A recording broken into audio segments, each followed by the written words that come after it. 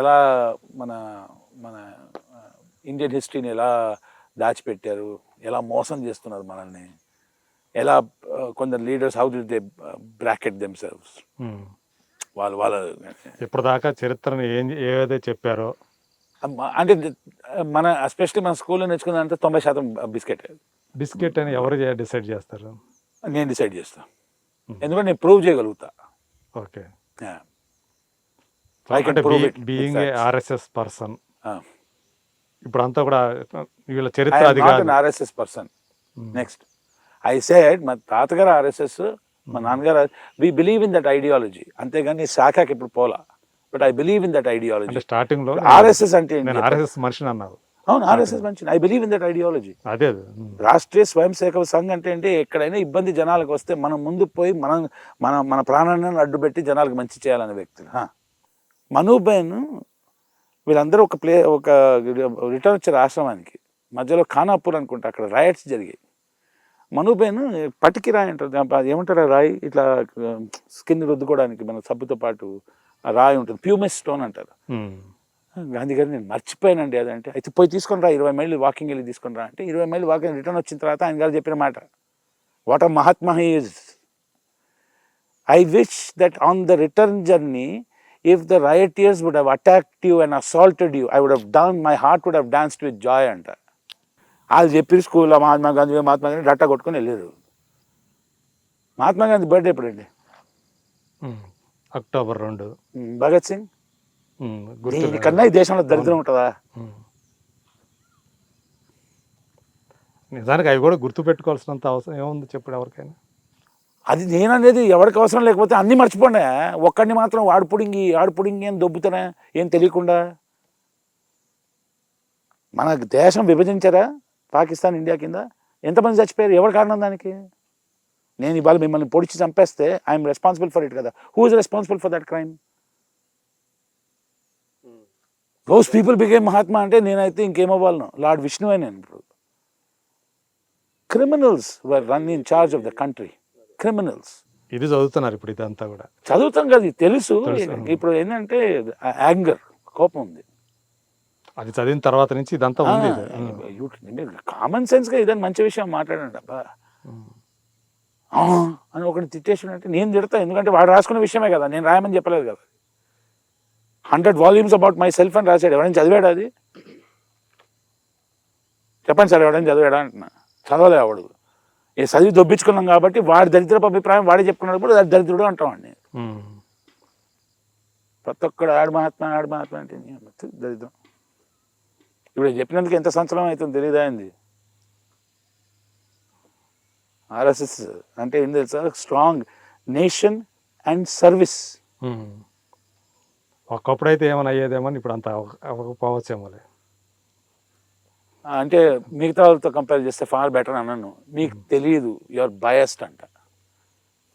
ఇప్పుడు బలం ఉందిలే నీకు. ఇప్పుడు ఈ దేశంలో one of the greatest contributors అండి, greatest contributors nation and service అని నమ్మేది.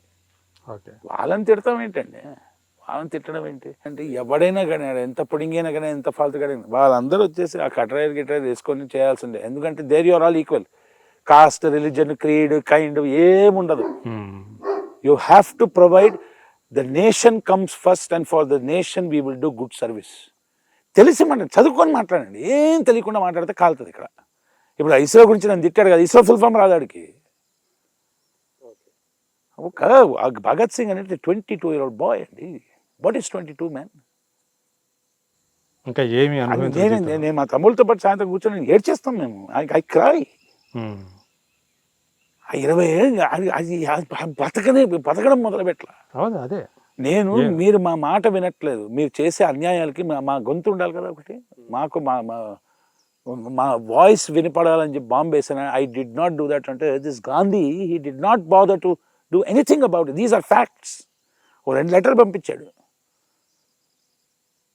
What kind of nonsense ఉండదు. ఏదైనా తట్టుకుంటామండి ఇప్పుడు, ఏదైనా. Young boy man, Chandrashekhar Azad, వీళ్ళందరూ, అష్ఫాకుల్లా ఖాన్ ఎవరో తెలుసా? అష్ఫాకుల్లా ఖాన్ తెలీదు. People love this country. నేను సస్తే పర్లేదు, నా దేశం బాగుపడాలనుకునేటోళ్ళు. రామ్ మనోహర్ లోహియా, నో ఐడియా ఎవరికి. శ్యామాప్రసాద్ ముఖర్జీ, నో ఐడియా ఎవరికి. చదవండి రా బాబు. ఈవెన్ బంకిం చంద్ర చటర్జీ కూడా తెలియదు. తెలియని వాళ్ళు చాలా మంది ఉన్నారు కదా. ఆయన Chattopadhyay actual became with that కదా. బందోపాధ్యాయ, చట్టోపాధ్యాయ అనేది Mukhopadhyay. That's how it became into Chatterjee Mukherjee. Such greats. వాళ్ళందరూ కాదు, నేనొక్కడిని డబ్బా కొట్టుకున్న బ్యాచ్ ఉన్నారు కదా. ఆ దరిద్రం ఇంకా ముయ్యట్లా. In how great the country of India is అంటే, భారతదేశం ఎంత గొప్పదంటే ఇక్కడ నుంచి పుట్టినాడు ఇప్పుడు యూకే ప్రైమ్ మినిస్టర్ అవ్వట్లా. మేధస్సు, ఆ తేజస్సు అది. వివేక్ రామస్వామి యుఎస్ కాట్లా. ఆపెత్తలేండి మేధస్సుని, తేజస్సుని. ఇదంతా మాట్లాడుకుంటూ ఉంటారా ఇంట్లో? Because this is valuable for the country అండి. ఇంకొకరికి చెప్పడం గుడ్డిగా వచ్చేసి నమ్ము నీ కొడతా నిన్ను. ఫస్ట్ ఆఫ్ ఆల్ మన దగ్గర ప్రాబ్లం ఏంటంటే, చిన్నప్పటి నుండి మనం ఇంట్లో ప్రశ్న అడగొద్దు. ప్రశ్న అడిగితే నేను నన్నే అడుగుతావా అంటారు. నిన్ను అడగకపోతే ఎవరిని అడగాలి? చేయి చూపి కొడతా. ఎందుకు కొడుతున్నాం సార్ అంటే, నన్నే అడుగుతాను కొడతారు. సందేహాన్ని నివృత్తి చేయాల్సిన బాధ్యత ఫస్ట్ ఒకటండి, ఏదైనా హట్ అవ్వద్దు. ఫస్ట్ అసలు విషయం ఏంటో నేర్చుకుని ప్రశ్నించే వ్యక్తి లేకపోతే సమాజం మెరుగుదల చెందదండి, బాగుపడదు. అంతే, ప్రశ్న నుంచే కదా నీకు ఏదైనా ఒక క్వశ్చన్ రావాలి. అంటే ఇంకోటి ఏంటంటే, ఒక ప్రశ్న వస్తే ఎదుటి వాళ్ళ మనోభావాలు దెబ్బతీస్తాయండి. అంత డెలికేట్ అని మనోభావం అయితే దొబ్బే అనాలి.